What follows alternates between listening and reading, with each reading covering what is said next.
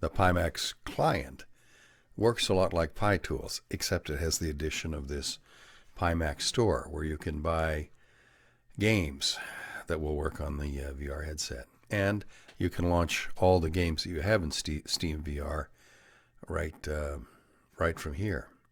So this shows me what's available. It's not a huge selection right now, but there are more things coming.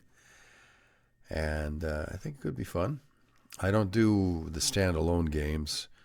I don't do first-person shooters or anything like that. All I'm really interested in is flight simulation and maybe car racing, like iRacing and stuff like that later on. But right now, basically all I do in VR is play flight simulators. So anyway, once you're in this store, having opened the Pimax Client, you click on Assets, and there are the programs I have right now.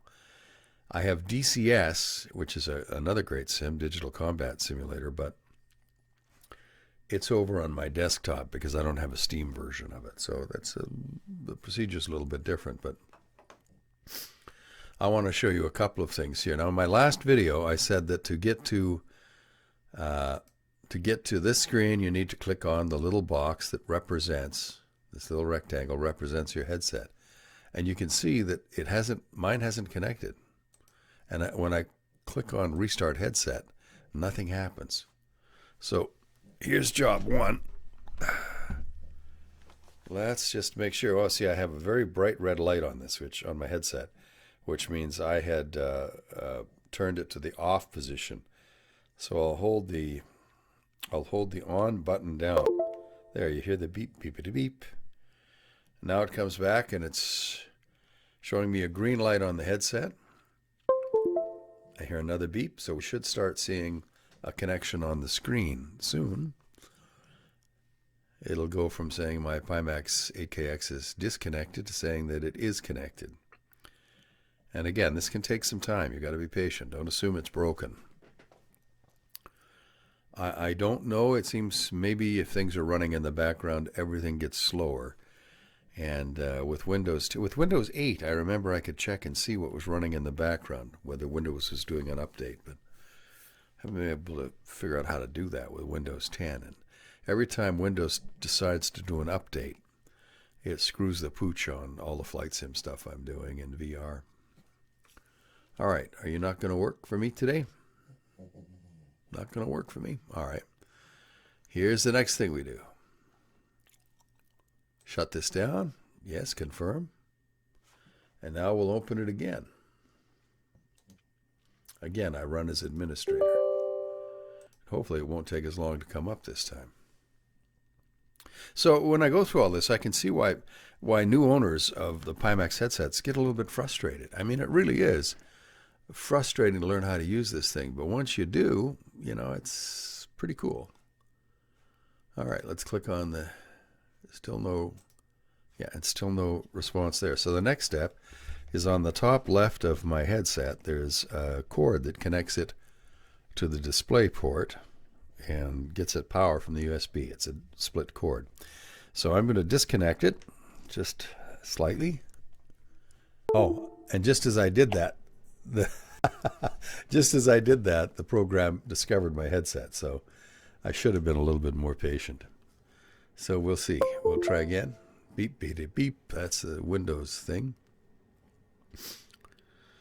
And then hopefully it'll discover it again. Yeah, okay, so it's there. We can see that it's discovered the headset and one of the base stations. So I'll pick it up and I'll make sure I'm holding the headset up so that both base stations can see it. And there, now the other base station has turned green. So now I'm connected. There's no point trying to start a game until you get to this stage. Your headset won't work, right? So you've got to make sure you're connected and your base stations are registered. Now, they used to have a gear up here that you had to click on, and it wasn't exactly intuitive. So in the latest iteration of Pimax Client, they've changed that to a heading called Device Settings. How cool is that? So we go to Device Settings, and we can see that my headset is set for Lighthouse, which means it uses the base stations, and that I'm using 75 hertz. I've tried 90 hertz, and on my machine with my original Pimax 8KX, which is one of the first edition. It doesn't seem to work reliably at 90 hertz for me. It's perfect at 75 hertz. Now, I should say all the 8KXs that have been shipped in the last year are a newer series, and they work at 90 hertz, and they even have 120 hertz mode working for them now. But on this particular headset, I get 75 hertz, and that can give me up to 70 frames per second in some of the flight simulators. What more do I need? Now, here is a really important part. You can adjust your IPD on the headset, and I'm sure you figured that out already. There's a little dial on the bottom, and it'll show up in the headset when you adjust it. Unfortunately, the minimum IPD that you can use is 61, and I have an IPD of 58. My eyes are really close together, and my mother always said that made me look suspiciously untrustworthy. And that was my mom. Anyway, and I think it only goes to 71. So if you've got eyes that are really wide apart or really close together, it's going to be very hard to use that dial to set your picture really clear in the Pimax. So what I did, and there are videos on how to do this quite accurately using the Vive controllers as kind of references. If you go to Sebastian's page, he has a whole video dedicated to that. But if you're like me and you don't play those standalone games, you don't need the hand controllers. So I didn't spend the bucks on them. And so I had to kind of figure it out manually. You can adjust your IPD in the software as well. Here, where I'm circling the mouse, is a horizontal IPD, and all that means is the distance between your pupils, right? And stock default is 0 and 0. And if your IPD is less than 62 or 63, that's probably not going to work for you. What I have found, what works best for me with an IPD of 58, and I've heard people say similar things when their IPDs are a little narrower, like mine are, or mine is to move the right one to 2.4 or 2, even 2. Just move it up a little bit. I'll just move it back to 2, and then I'll move this one to -1 or 1.5. Now, there's a couple of things to remember. First, you may have to do this several times. And when you get it close and it looks clear, leave it alone, because your eyes adapt. It's crazy, but your brain adapts to what you're seeing, and somehow that it all tends to work out. Now, I do have to adjust it a little bit just to get it to the point where my eyes can adapt. But I find this gap of a slightly negative number on the left eye and a slightly positive number on the right eye works really well for my horizontal IPD. Now, the screen vertical offset, I imagine that refers to how far up or down the center of the view is in your headset. I pretty much leave that alone. All right? So you'll have to do some fooling around and see how that works. Okay, now having set the IPD where I think it'll work, let's go to games, and we'll talk about setting up. Pardon me, I've got a little bit of a cold here, so I'm going to do a big honk here, blow my nose. Should I have done that more into the microphone? No, probably not. Only I would think that blowing my nose is funny. Always been an odd man. Now, in the common settings, I'm not sure what that even means, common settings. I set it game by game, but for common, I set it to normal. And for most of my games, I use normal as well because I get a better frame rate. The super wide field of view gives you 170 degrees straight across, and that's amazing. And in some games, it works really well. Fantastically well, in fact. But in Microsoft Flight Simulator, I find normal is better, and that's still about 160 degrees of horizontal resolution, which is pretty good. And then your render quality. Well, You use this in a combination with the Steam VR settings, unless you're running OpenXR, in which case you can ignore Steam VR. But for this video, for our purposes, we're going to operate purely in Steam as a starting point. And I set the render quality to 1.25. Some people like to set it a little lower, some people like to set it a little higher. It'll all depend on the power of your computer and how things work for you in VR.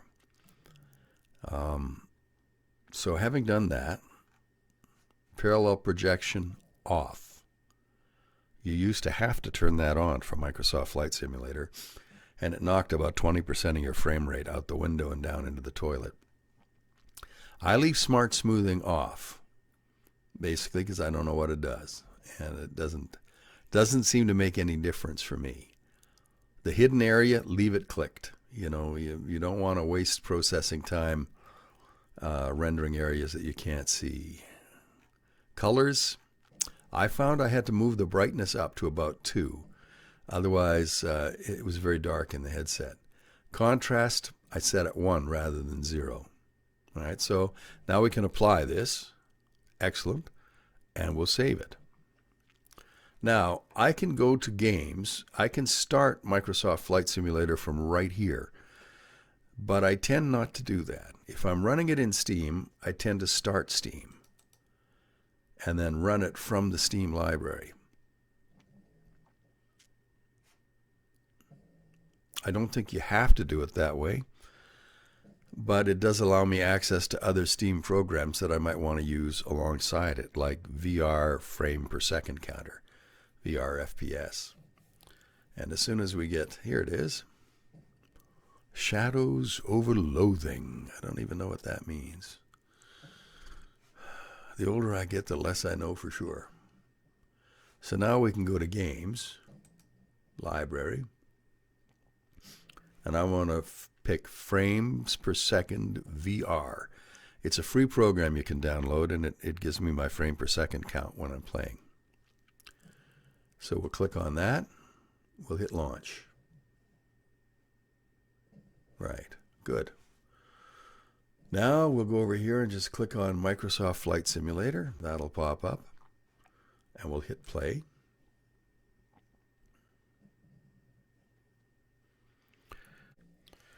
I'll be interested to see how my IPD adjustment has worked out, because I left my right eye about where it was normally set, but I did adjust my left eye slightly further to the left, the minus side. I want to see if that gives me a slightly better image. Setting your IPD is something you're just going to have to kind of muck about with until you're happy with it. It's not intuitive. You just have to play with it a bit. But like I said, Sebastian on his channel, I wouldn't call him. I would call him by his channel name, but I can't think of it. I'll just have to put a link to it. I'll put a link to his video on how to do this. Somebody in the Pimax community has a really good explanation for how to set up your IPD using your hand controllers one at a time, getting each of those in focus or something. I don't have the hand controller, so I kind of stopped listening. Sort of like you're probably doing now. You hear my voice, but you're doing something else, and it sounds like I'm just going blah, blah, blah, blather, blather, blather. Oh, wait a minute. Wait a minute. That is what I'm doing. Guys. Yeah, you can get old. You can grow a beard waiting for Asoba to finish loading Flight Sim 2020 in your computer. But boy, the result is worth it. I mean, this is this latest version. Well, there it is, and a sailplane too. So we're already set up for a sailplane. So let's do this the easy way. We'll just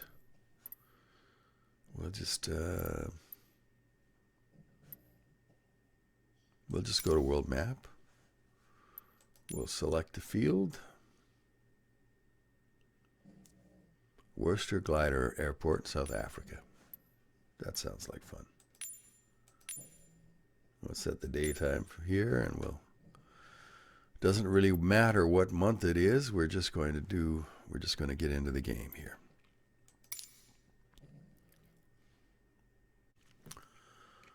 Come on, Asobo, while we're still young, please. There we are. Okay.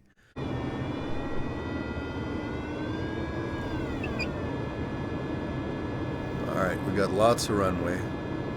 But I'm going to do a pretty steep turn, keep the nose down. What you don't want to do is try and skid around the corner with your rudder. Oh, I was lining up on the wrong road. Okay. Half spoiler. If you start to run out of energy, you can push the spoilers in. But it's like having $1 in the bank. When it's gone, it's gone. Full spoilers.